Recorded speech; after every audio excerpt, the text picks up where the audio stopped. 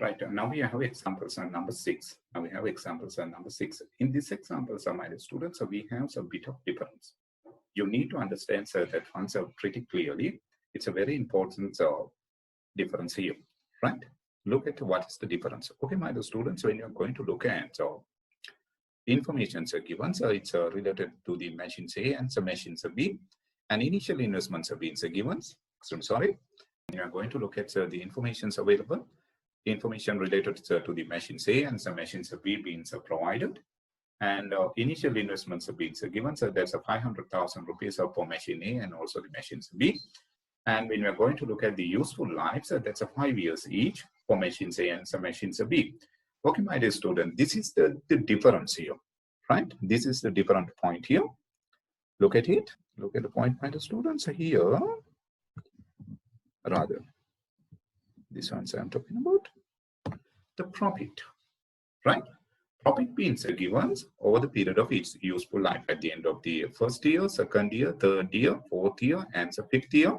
The profit means given. Based on the profit, payback period cannot be calculated because this asks to calculate payback period and select the project based on the payback period or purchase the machines based on the payback period. But unfortunately, my dear students, here in this case, information are being provided related to the profit.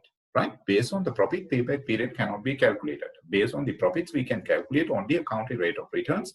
All of the techniques are used projects. Therefore, my dear students, based on these profits, this payback period cannot be calculated. That is what the things you need to understand here. Therefore, when we have examples, you have to be very careful about whether profit or cash flow being provided.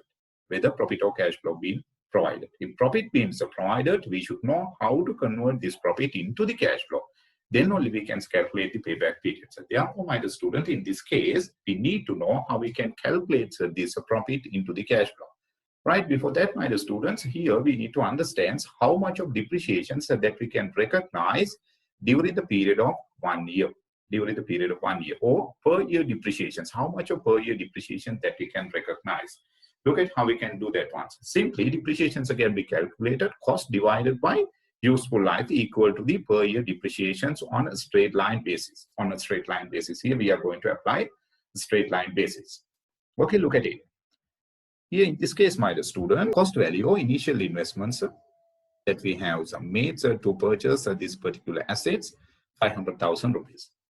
This asset is expected to use, or this machine is expected to use over the period of 5 years, which means that useful life of these assets or machines, 5 years.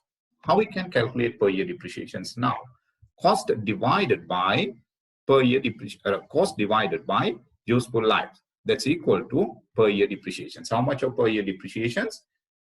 Depreciations can be recognized related to the year. That is 100,000 rupees. That is 100,000 rupees. How we can take it? 500,000 divided by this 5. 5 means useful life. Then we have 100,000 rupees. 100,000 rupee means that's the depreciations per year. Each and every year we can recognize the depreciations of 100,000 rupees, right? Depreciations of 100,000. Now we know how to calculate the depreciations. Then, my students, we have problems.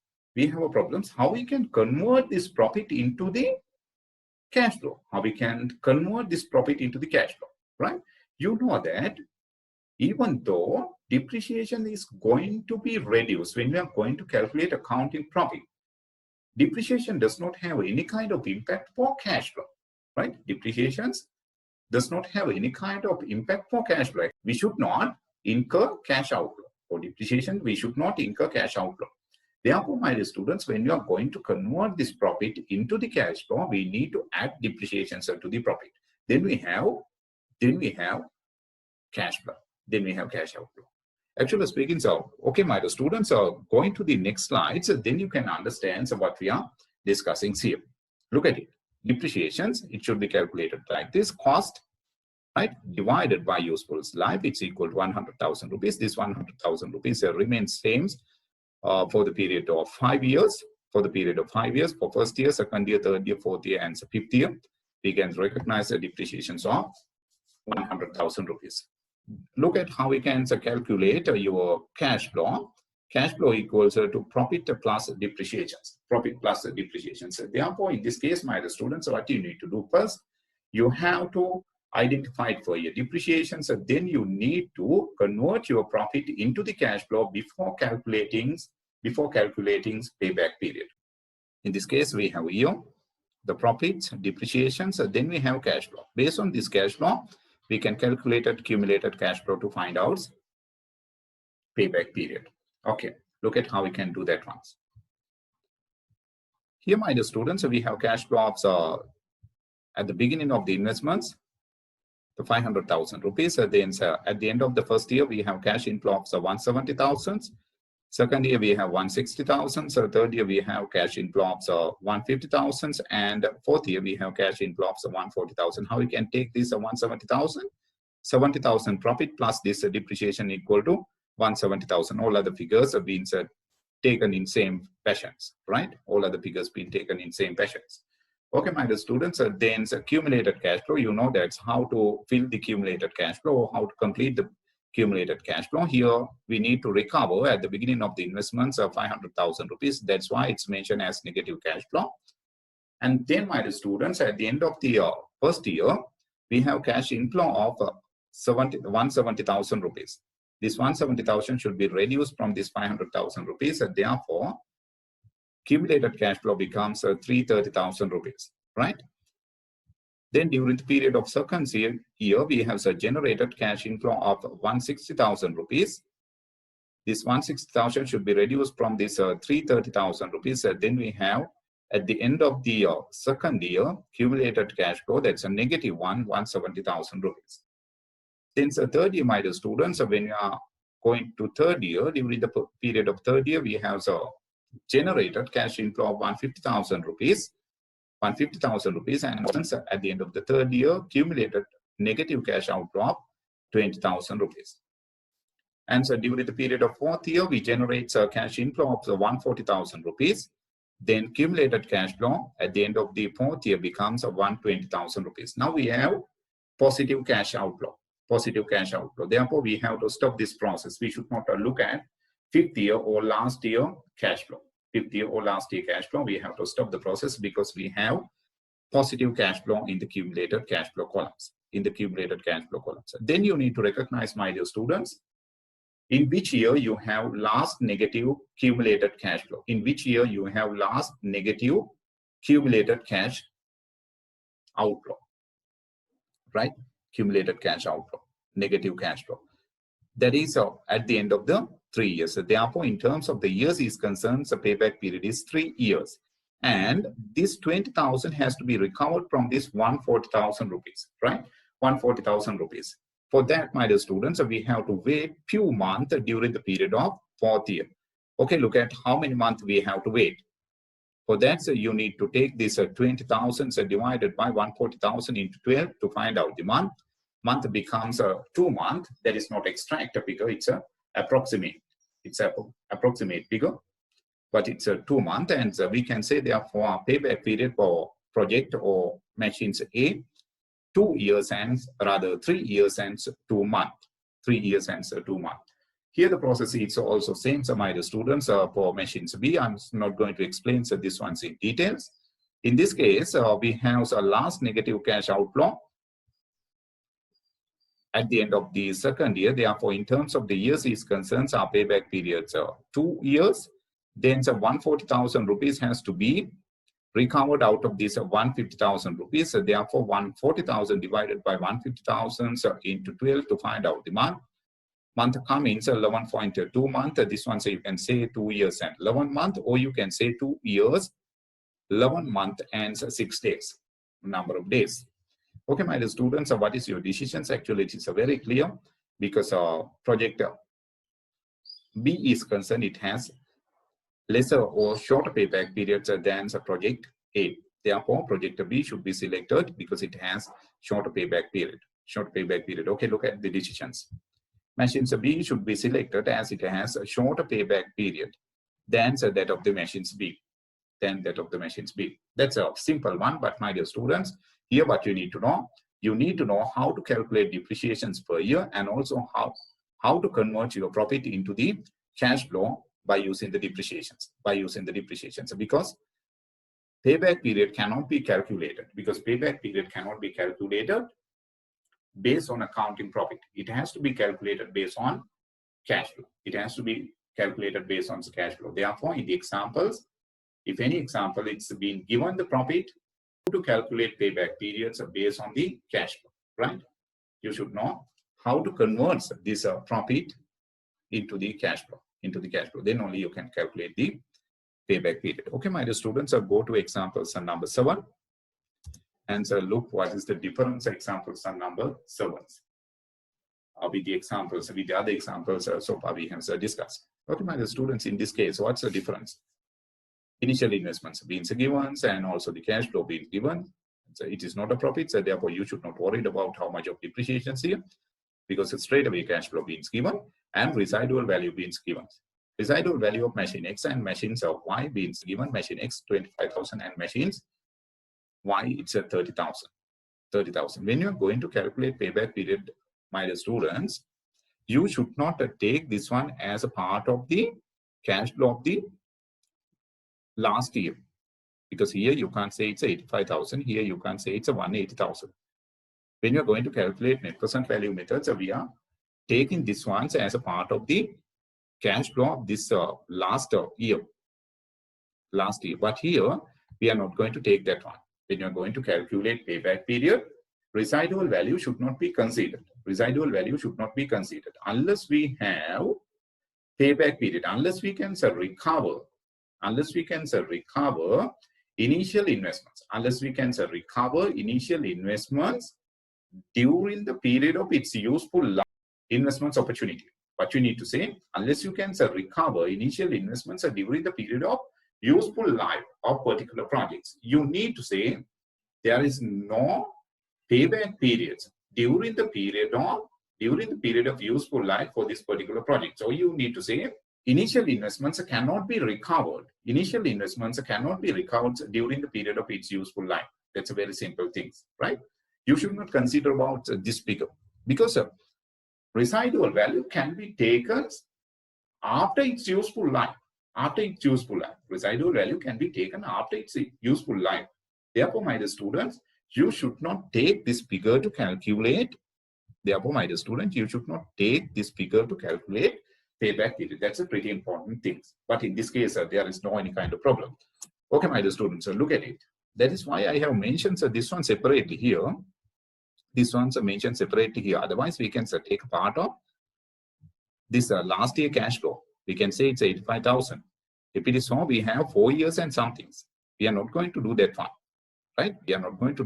So because it's wrong. It is incorrect, because we know that residual value can be taken at the end of the useful life. If we need to wait at the end of the useful life to recover the initial investments, the simple things that we need to say, during the period of its useful life, the initial investments cannot be recovered. Unless we have payback periods during the period of its useful life. What you need to say, initial investments cannot be recovered during the period of useful life of this particular project. That's what the things that you need. But fortunately, in examples number 7, machine X and machines Y has a payback period exactly 5 years. During the period of 5 years, we can recover initial investments. So last year of the useful lives, we are going to recover the initial investments. Actually speaking, we have to wait till the end of 5th year to recover the initial investments of project X and project Y. Therefore, these two projects generate what you call the same length of payback period. So we can select either projects to invest. According to the payback period. So we have. Okay, look at my students here. Say both machines have same length of payback. Therefore, the best project could not be selected on the basis of payback. Same length of payback periods we have for both machines. Right, my dear students, and what is the important factor here? When you are going to calculate your payback period, if residual value being provided at the end of the useful life, that should not be considered. Because a residual value can be taken at the end of its useful lives. Unless you can recover initial investments are during the period of its useful life. So you need to say there is no payback periods during the period of useful life for this investment opportunity. That is what the things you need to conclude. Okay, now look at my students, what are the advantages and disadvantages of this payback period?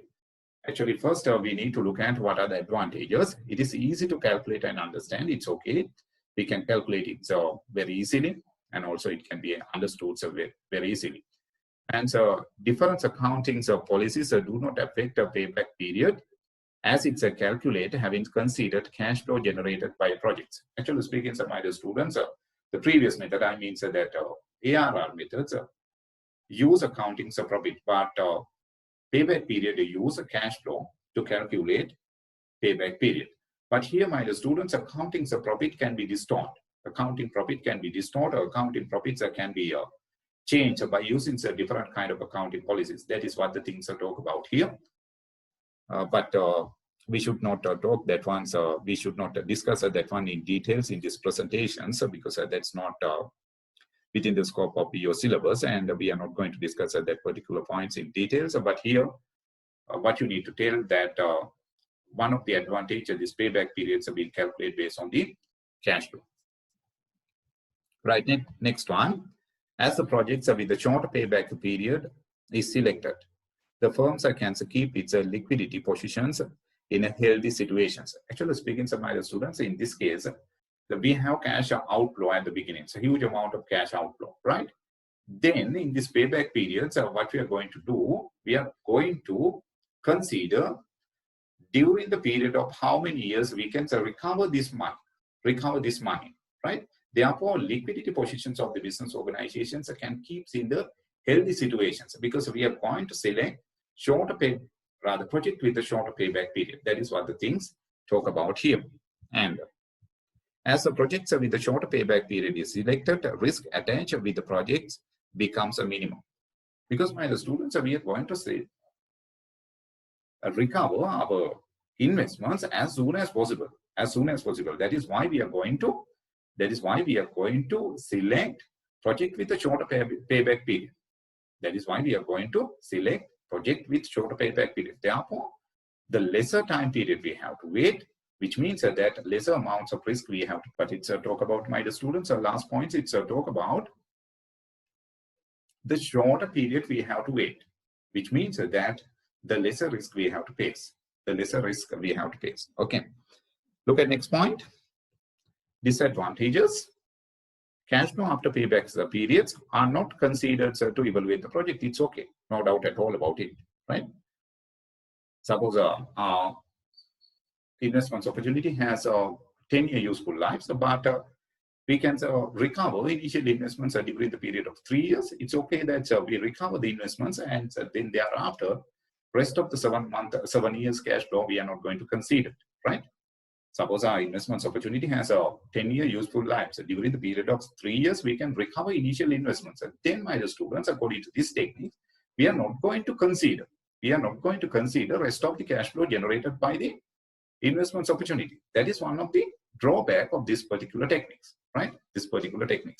And the next one, time value of money is not considered to evaluate considerations of time value of money. And what is the time value of money? We can discuss in the next slides, right? We can discuss when you're going to what is the time value of money. We can discuss that once when you're going to discuss about discounted cash flow methods, right? Discounted cash flow methods.